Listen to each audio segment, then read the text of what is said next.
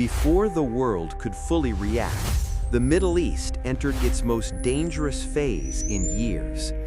A long-running confrontation between Iran, Israel, and the United States was now erupting into open conflict.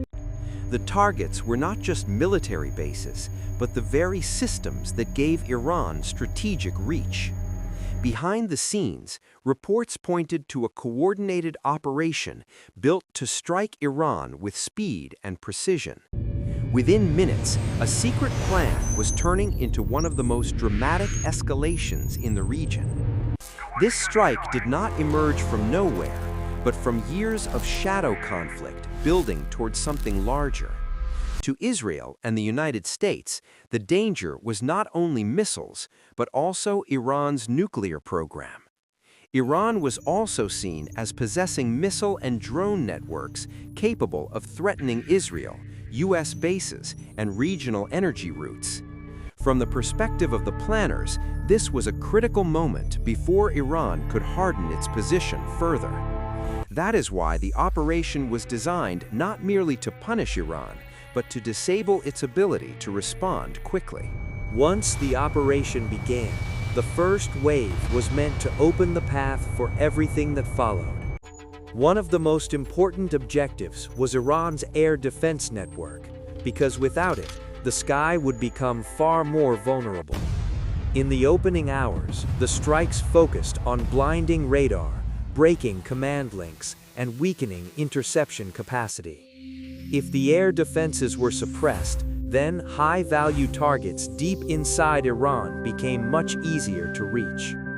That was the moment the operation began shifting from an opening strike into a much broader campaign.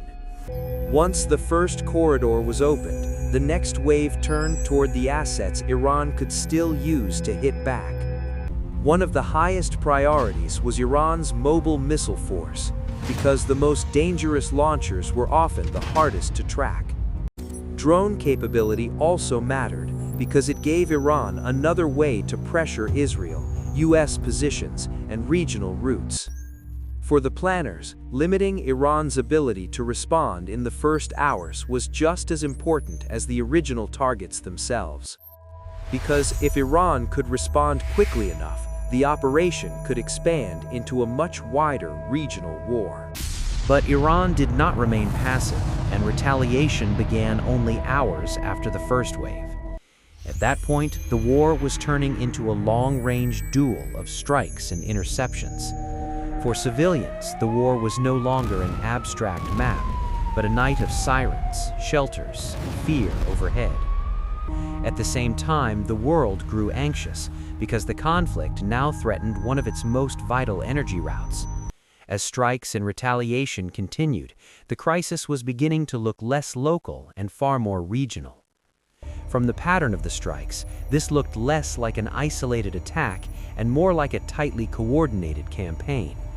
That is why command and communication networks became such important targets in the broader operation. Hitting command structures was about more than physical damage. It was about disrupting how the war itself was managed.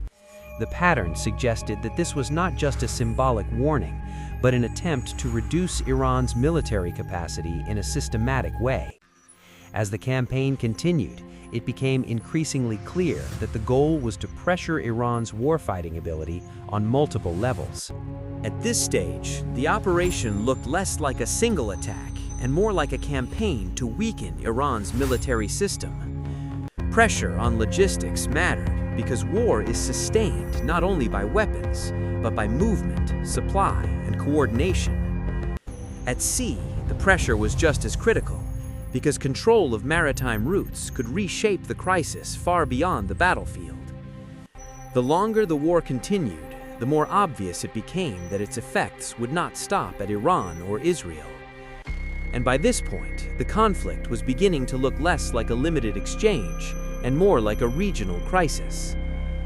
As the campaign deepened, global attention shifted toward Iran's most sensitive and strategic sites. Because once a war reaches too deeply into strategic infrastructure, the consequences can spread far beyond military calculations. At the same time, another battle was unfolding in public, where each side tried to shape the story of the war. In modern war, global perception can matter almost as much as the damage on the ground. That is why this conflict was no longer only about who struck first, but who could define what the war meant. After the initial shock, Iran's likely priority was to spread out what remained before more strikes could arrive. In a conflict like this, survival often depends on moving quickly, rerouting assets, and keeping backup systems alive. As long as command links were still functioning, Iran's ability to endure and respond had not fully disappeared.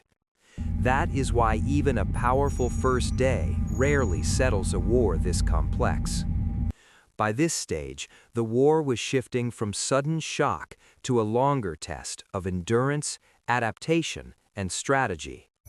To maintain pressure, air power alone was not enough. The campaign also depended on constant intelligence and tracking. The challenge was that many of the most dangerous assets were no longer fixed, but constantly moving. That is how the war became a repeated cycle of detection, tracking, action, and assessment. And as the fighting continued, the costs kept rising, including the risks faced by American forces in the region. By then, both sides were no longer fighting only to win, but to endure longer than the other. But behind the strategy maps and military calculations, the conflict was also being felt directly by civilians. In modern war, the tension is felt not only at the front, but also in homes, shelters, and everyday life. At the same time, political pressure was rising, as leaders tried to explain the direction of the war to their publics. The question of who was winning the narrative became almost as important as who was winning on the battlefield. And the longer the conflict continued, the larger the question became: would it stop here or spread even further? The next major danger was clear. If the Strait of Hormuz were seriously disrupted, the consequences would reach far beyond the battlefield. Once energy routes come under threat, the effects are felt not only in the region, but across the global economy. And if more fronts become active, the conflict could shift from a major war into a full regional crisis. That is why calls for de-escalation grew louder, even as strikes and responses continued. In the end, the biggest question was no longer who struck first, but how far the war might spread. After the major strikes, the next question was no longer what had been hit, but what had truly changed. In wars like this, physical destruction can be obvious, but strategic results are far more difficult to measure. That is why both sides could still claim success, even while the war itself remained unresolved. Because weakening an opponent is not the same as removing its ability to survive, adapt, or retaliate. So in the end, the true measure of success was whether Iran had been forced back or merely forced to adapt. In the end, an operation this large could damage the war deeply without necessarily ending the threat itself. That is the paradox of modern conflict. Tactical success does not always produce a stable strategic outcome. What remained after the strikes was not a calmer region, but a Middle East that looked more fragile and more uncertain. So the final question was never only about damage, but about capability, resilience, and the risk of what comes next. And that is the deepest truth behind Operation Epic Fury. It may have changed the war, but it did not end the crisis.